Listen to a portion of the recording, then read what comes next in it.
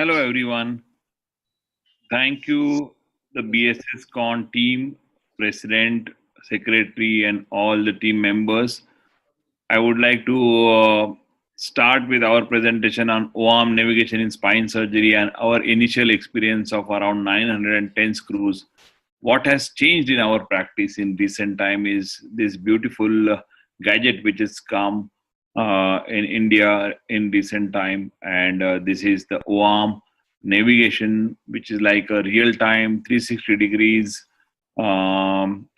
imaging in operation theater for us. When we get a patient like this, 71 degrees kyphotic angle, 41 degrees the coronal cob, and hemivertebra with kyphoscoliosis, we always need to plan it well. This patient is with progressive deformity. The family is concerned and they want the deformity correction.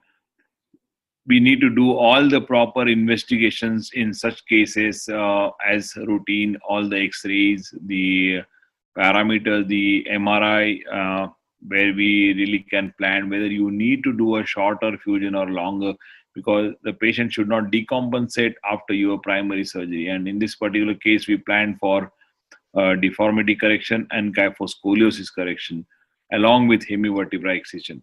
The big advantage of OARM is accurate placement of screws even in apical region, and the osteotomy, which we can really do it under navigation with the help of OARM. It really is a great tool for osteotomies, and we are understanding and maturing more and more as we do this kind of complex deformities with osteotomy. And this is the final outcome. You can actually see the amount of resection, the wedge. You can see the deformity correction, and this is the beauty of real time. And nearly a year's follow up, this child is happy, taller, and our experience of more than 1.5 decade with standard freehand and CM guided open and MIS fixation surgery was good. But in recent 1.5 year, with the third generation OARM navigation fixation in spine surgery, the experience is great, and we are learning great with better outcomes in our own practice. That's what we have realized. The OARM navigation can be used in various pathologies and all these important ones which are in our practice, like deformity, revision tumors, osteoporotic spine, cervical pedicle screws, thoracic and lumbar traumatic spine, MIS surgery, even cervical traumatic spine. And when we realize that deformity, most important is always whether I will be able to put my screw, whether there will be a pedicle morphology will be dystrophic or some problematic hypoplastic pedicle or altered pedicle body angle. All these things are there in our mind when we plan for a deformity correction. How will be the apical vertebra? How will be the rotations? But with this, we really can see it and plan well. This is a 15-year-old girl, cervicothoracic deformity, worsening cervicothoracic flexion deformity. Mother was really concerned. Family was concerned as she's a growing child. Around 52 degrees was the cob. We planned for a C7 to L1 deformity correction in this particular case. We did all the important imaging, and we really got very good screws in all the concavities in this cervicothoracic deformity. At time there can be challenging screws, as I was mentioning, the smaller or sclerotic pedicles, and we have to be careful when you use the instruments, and you have to be very, very cautious. But in OARM, you really can see through while putting this, and that's a big advantage. We got a curve to around 25 degrees. Second case of double major thoracolumbar curve. This girl is a 14-year-old girl with progressive deformity. 78 degree was thoracic cob, and lumbar was around 56. Significant deformity, and we planned for a deformity correction. Sometimes this deformities can be challenging, but if you see on table, on positioning, we were really concerned with this, but we got very good placement of the screws, strategic screws. We normally plan for around 70 to 80% of the screws in this kind of double major curves, and we really got a good deformity correction at the end of it. Osteotomies were done multi-level, and we got a excellent coronal and sagittal balance in this young girl. These are the things which are going to come, and I was just talking about the apical levels where we really can go very well at the end vertebrae, T2, everywhere we can really go through very smoothly. This is the biggest advantage of this. This is a type 3 quota bottom base screw pedicle. There is sclerosis.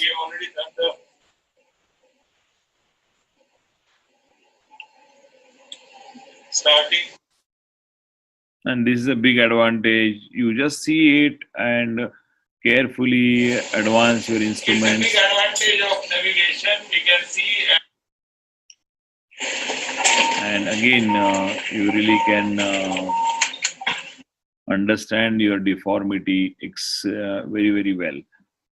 And kyphosis, yes, there is a big advantage of O-arm navigation. You can do the osteotomy, you can plan the osteotomy, and that's the big advantage. This is a young gentleman, 25-year-old, worsening deformity, IT engineer. We did a kyphosis correction.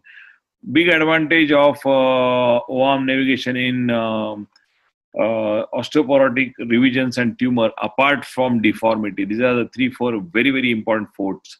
And in such patients where there is severe osteoporosis, various medical comorbidities, high-grade listhesis, severe back pain, worsening by the day, and this lady is with double-level lysis, L3 and L4, and grade 2 to 3 listhesis. Initially, she was treated with medications, but then she worsened, and then she came to us on a wheelchair, as she was wheelchair-bound for 2 to 3 weeks. We planned for a decompression and stabilization of L3, 4, and 5. We planned for a delta fixation. The pelvic indices are here. Sacral slope was 47, tilt was 30. We did a transpedicular, transdiscal, transcorporeal fixation. We planned for a slightly inferior angulation of the screw at L4 because there was foramen of L4 which was coming in the way. Therefore, we didn't want to do this. We didn't want to go through the foramen. Therefore, we planned for slightly inferior. We got a very robust hold in the L4 body. This is a high-grade listhesis in a 77-year-old lady with severe leg pain, wheelchair-bound. And if you see here, the margins are very well covered, and we could get a long length screw. This is 7.5 mm screw, and all the foramens are completely open. This patient is significantly better standing and walking now. And these are the challenges in high-grade listhesis with porosis. And this lady had double level fracture, the D11 and L5 was lytic listhesis, and it was worsening. We planned for a lumbosacral fixation at the same time.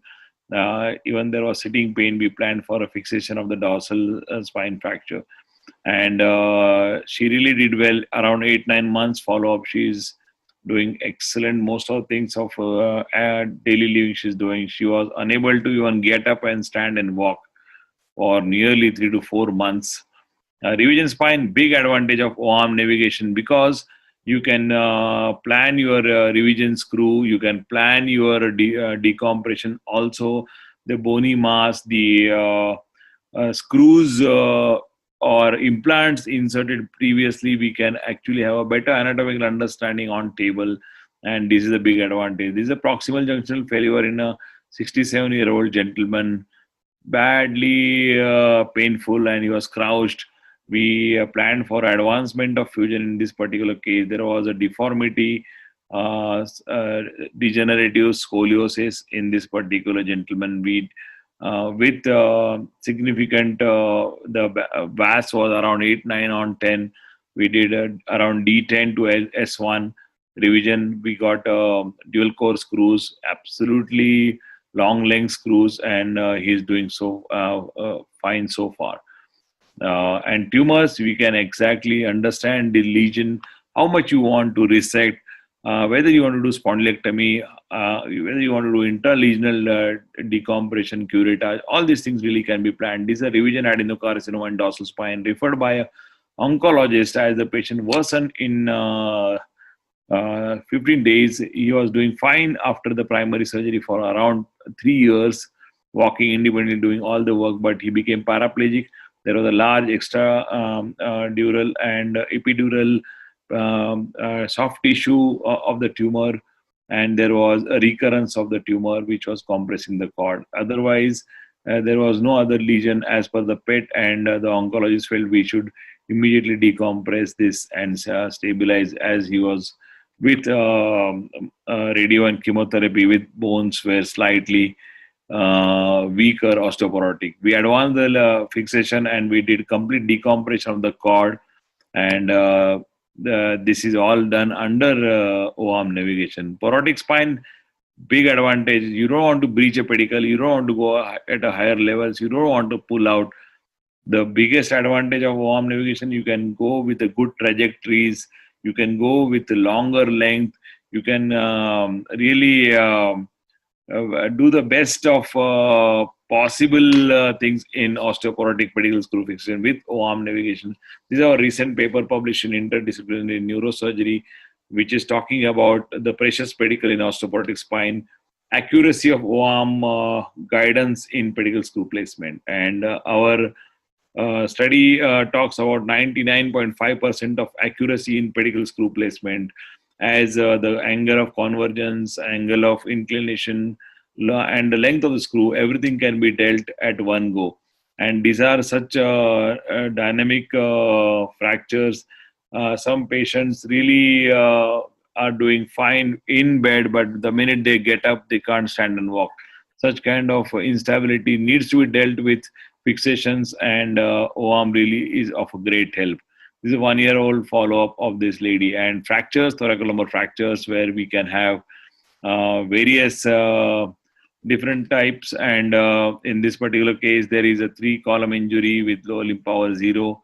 There is again associated with ribs where injured. We can really plan your fixation well, strategic, and really get out very fast. Big advantage in minimally invasive spine, you have to just do like a standard spine, but you really have a big advantage of O-arm navigation, as you are seeing in a GPS like technology on the navigation, and you're doing it. It's a big advantage. That's what I will definitely say. I must thank you all for patient hearing, and we need to accept the technology in future. Thank you all for patient hearing.